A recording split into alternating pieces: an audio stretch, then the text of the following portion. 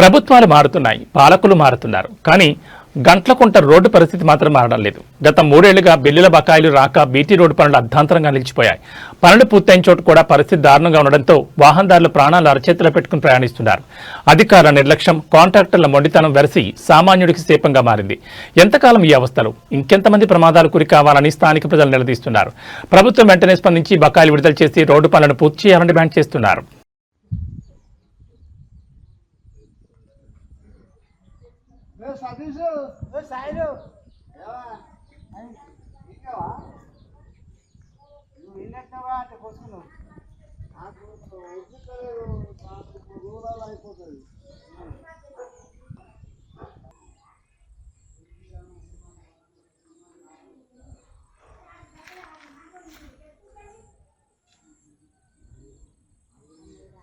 ఒక 500 నీరా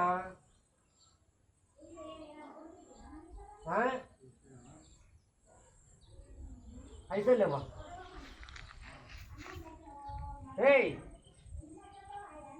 హలో